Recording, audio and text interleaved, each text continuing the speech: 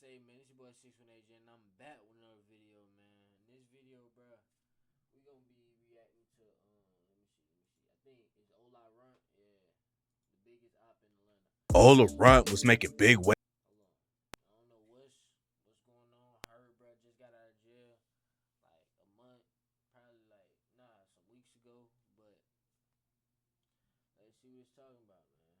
But hey, before we hop in this video, make sure y'all like, comment, subscribe, do whatever y'all gotta do, man. Hit me on the social down below on what y'all want me to react to. Also, TikTok. You see what I'm saying? Y'all go over there. I drop daily. Now. First I wasn't, but I'm back on it. See what I'm saying? Let's do it. Waves in Atlanta before he got locked up. Now he's free again and wants to take over the rap game. But today we're breaking down why he's the biggest op in Atlanta. Ola Runt came up in Zone 6, which is the same part of Atlanta that Gucci Mane is from. Ola got active in the streets early and started repping the Bloods and another crew called the Henchmen.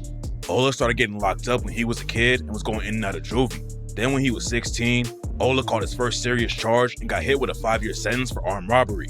Ola was already rapping before he got locked up, but catching a sentence like that is what made him switch up how he was moving and take rap more seriously. When he came home from prison, Ola's dad tried to keep him out of the streets and even built Ola a studio so he could focus on making music. In 2018, Ola started dropping tracks on SoundCloud and YouTube, and it didn't take long before he was getting some buzz on his name. He was running up bigger numbers every time he dropped. His track Crazy Story picked up a lot of attention, and in 2019, Ola got even more eyes on him when he dropped the track Feel Like Guwap. Ola was making waves in Atlanta, and an A&R from Cinematic Group knew that Ola was on his way up. They signed Ola to the label, but that move allegedly sparked some major beef for Ola. After he dropped Feel Like Guwap, Ola linked up with Gucci Mane and started making music with him. Gucci featured Ola on a track called Lifers from Gucci's mixtape Gucci Mane Presents So Icy Summer. The tape was supposed to show off Gucci's artist on his 1017 label, and everyone thought Ola had to deal with Gucci. Ola was even spotted rocking the 1017 chain, so it looked like he was officially signed. But the situation wasn't that simple.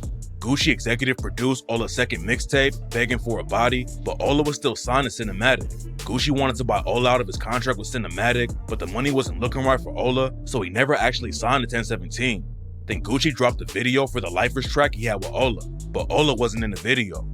Rumors are going around that Ola and Gucci Mane were beefing over the whole label situation, but Ola went on No Jumper and said there weren't any real issues. Gucci wasn't the only huge artist in Atlanta who wanted to work with Ola though. In an interview with Passion of the Wise, Ola said that Young Thug and 21 Savage both tried to sign him too, but Ola decided to keep rocking with Cinematic so he wouldn't be stuck under another rapper. The tension with Gucci wasn't the only problem Ola had because of the label situation though, and what happened next sparked Ola's crazy beef with Playboi Carti too. Ola had ties to another dude in Atlanta named Big Bank. Big Bank has a label called Duct Tape Entertainment, aka DTE, but he's also affiliated with a gang called Front Street Homicide. Ola and his dad both have ties to the Henchmen, and back in the day, Homicide and the Henchmen didn't have any beef. Ola's drama with Big Bank allegedly all started because Ola signed a Cinematic instead of his DTE label, but Big Bank said it was cap and that Ola was just mad because Big Bank wouldn't give him a feature. Nobody knows how it really went down, but then Ola dropped the track Mobfather and took shots at Big Bank when he rapped, "Pussy nigga, you ain't it. Heard you got Big Bank, turn him to a lick. How the fuck you a dope boy if you ain't sold shit? Moved to the 3, got ran out the 6. Ola dissed Big Bank's son Lil 1 DTE on the same track and raps, "He get kidnapped, don't get your kids snatched. Rather die in the pen, feel like thug life. Shout out the Reverend. Zone 6, some deadly sins." Then Ola called Big Bank a rat and said, "Snatch up your love and make the Godfather gon' call the cops." After the track dropped, Ola Runt got arrested while he was at Lenox Mall. And while the cops were taking him away, Ola started yelling that Big Bank was a rat. Big Bank, you the police too, man. I see you post that shit, man. Tell you folks Big Bank a rat, man. Big Bank clapped back and called Ola and his dad broke. But Ola said he had Walmart money and was running his own label. I got Walmart money on you, fuck. You got Walmart money. I got Walmart money. Listen, twin, how much they finna give me just for signing y'all two? 100. All right. These niggas broke in hell, man. I'm real OG, real bossed up with this shit, yo. Y'all need to stop playing. Ola also posted an interview where Big Bank said that Ola Runt was the next one up in Atlanta. Most definitely Ola Runt. He got my neighborhood. Going hard, yep. Ola, he going nuts right now. Ola was also dissing Big Bank's artist, Problem Child. So Problem Child clapped back on the track PP Son and raps, "Catch a henchman out there slipping, hit him with that 223. Could've hit Lil Ola, but he took off with the street." Then in June 2020, the beef reached a whole new level and went from diss tracks to real violence. Problem Child was really tight with another homicide affiliate named Big Sosa. One day they were chilling on the block and shooting dice, but then Big Sosa got shot and killed. It's not clear how it went down, but Big Sosa was a huge loss for Homicide. The henchmen started clowning Homicide over Big Sosa's death right after it went down. Ola Runt's homie 24 Left Eye dissed Big Sosa on IG Live. As you can see, I'm geek. The Sosa is on me. Happy motherfucking birthday. We're going up all fucking day. And that's allegedly why someone pulled up on 24 Left Eye and almost killed him. 24 Left Eye got rushed to the hospital after the ops hit him up. He survived the situation, but Big Bank's son, Lil 1 DTE, self-snitched like crazy on IG Live and said he was the one who pulled the trigger on 24 Left Eye. Hitchman! On my mama, I ain't never seen so many henchmen running at the funeral. I seen niggas running. I seen little Left Eye. I swear to God, I seen Left Eye watching Ola get shot at, bro. I swear to God. Ola done went to the right. Left Eye went to the left. I said, oh, hell no. Nobody outside of Atlanta was really paying attention to what was going on with Homicide and the henchmen, but that all changed when Playboi Carti hopped into the beef. Playboi Carti was born in Atlanta and has been dropping music since 2011. He was on the grind for a long time and finally blew up in 2017. And by the time he started dissing Ola Runt, Carti was one of the biggest stars in the game. Playboi Carti never really gangbanged, but he's still affiliated with Homicide and was tight with Big Sosa. And after Big Sosa got shot and killed, Carti dropped the track Stop Breathing and rapped, "Ever since my brother died, I've been thinking about Homicide." He shouted out a bunch of Homicide members by name and said, "Free Lil Tip, free Migo Bliff, free all my guys, free Problem Child. I've been with Lil Demon and Lil Bino in R5, riding in the tank on 285, on the way to Front Street, who said we ain't outside?" R5 was another rapper affiliated with Homicide who died in 2021. He was known for tracks like Lionheart and dropped a mixtape called Gang of 93 in 2020. But before he had a chance to blow up, R5 tragically passed away. It's not clear exactly what happened, but according to rumors, R5 committed suicide at the studio. Carti took shots at the henchmen too and rapped, "Smoking on the henchmen, got a nigga fried. I'm hanging with the Pyrus, hanging with the five. I got mob ties, I got fucking mob ties. I got niggas in chain gang on my side." Then he called Ola out by name and raps, "I had the niggas shank Ola for a pie. I'm on demon time, I'm on demon time. Bitch, I'm on my body. I done lost my mind." Right before Carti dropped the track, Ola Runt got booked on a gun charge. The Atlanta police and FBI had an investigation called Operation Phoenix that was meant to take some of the most dangerous gangbangers off the street, and Ola Runt got caught up in it. 11 other people were also arrested in Operation Phoenix. One of them was Kenneth Copeland, aka Lil Woody, the former YSL member who took the stand and testified against Young Thug in his RICO case. Around the same time that YSL got taken down, there was also paperwork going around showing all the gangs the Atlanta DA was investigating, which included Homicide and the henchmen. So a lot of fans thought they might get hit with a RICO next. Ola got convicted and went to prison, and Carti allegedly got him stabbed while he was on the inside. There wasn't any evidence to back it up though, and Ola said that it was all just a publicity stunt from Carti. Ola couldn't respond to Stop Breathing because he was locked up, but his homies clapped back at Carti. A henchman affiliate named Benji Bluebill dropped the track Stop Bleeding and raps, "Yeah, your homie killed your homie. I bet you ain't know. You ain't tapped into these streets, so just cool out, little bro."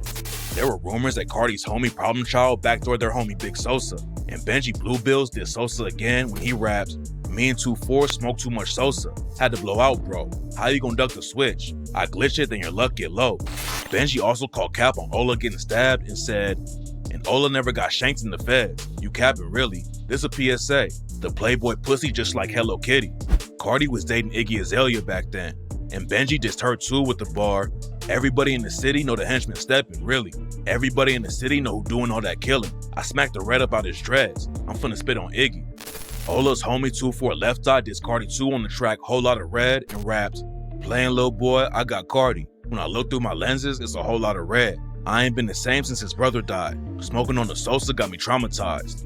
But while Ola's homies were handling the industry beef with Carti, Ola had drama going on in prison. Ola was locked up with a rapper from Orlando named Glock 9. They both had ties to Sex Money Murder and were cool with each other at first, but then Ola hopped on Twitter and called Glock 9 a rat. Glock 9 was one of the wildest dudes in the game. He had 12 arrests on his record before he even turned 18, and when he was 15, Glock 9 got booked for shooting one of his ops. Eventually, he hopped in the booth and started making music, but then he sparked a wild beef with another Orlando rapper named Hot Boy. Glock 9 and Hot Boy didn't have any drama at first, but then something went down behind the scenes and they started turning Orlando into a war zone. Bodies were dropping on both sides, and the situation got so crazy that the police started a special investigation called Operation X-Force to take their gangs down. Eventually, Glock 9 and Hot Boy both got hit with RICO charges, and Glock 9 caught a 7-year sentence for identity theft in a gun case. After Ola Runt called Glock 9 a rat, 1090 Jake found the actual paperwork from the case. Glock 9 took a plea deal on his charges, and part of the paperwork said something about cooperating. It turns out that Glock 9 never wanted to actually work with the cops though, and the next day after he signed the agreement, his lawyer made the prosecutors change the paperwork and take out the part about Glock 9 cooperating. The old plea agreement is still online though, and that's allegedly where the rumors about Glock 9 snitching came from. It turns out that he never worked with the cops though, and Glock 9 even tried to keep some of his ops out of jail. Back in 2020, 2 shooters got the drop on Glock 9 and tried to take him out. Glock 9 made out alive, and the cops booked the dudes who allegedly pulled the trigger. But then Glock 9 wrote a letter to the judge and said they weren't involved with the situation. The Glock 9 thing wasn't the only problem Ola had while he was locked up.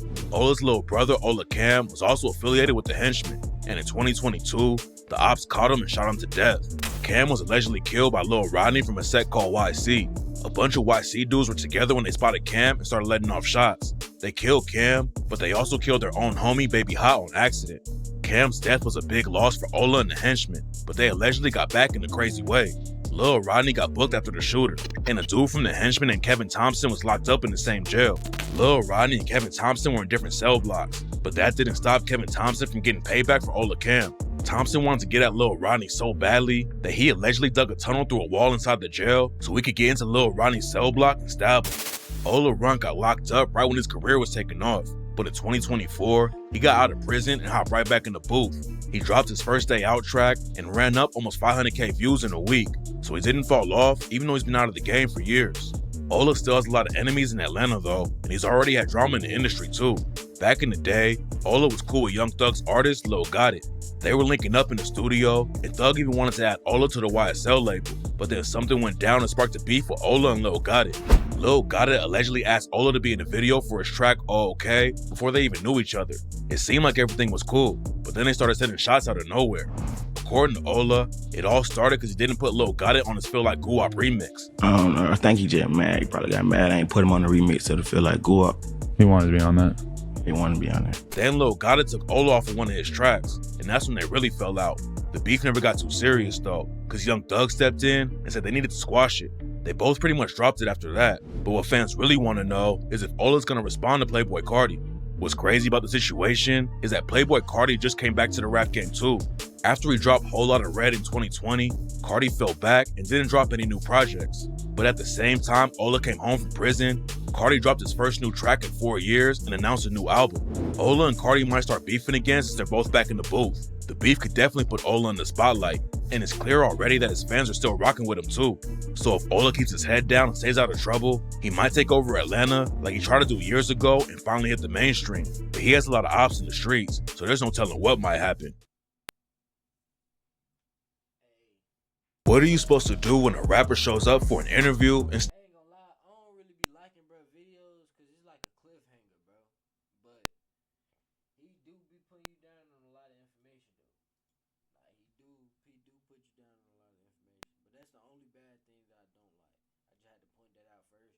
But everything else is great about the video. It's just the cliffhanger at the end, bro. But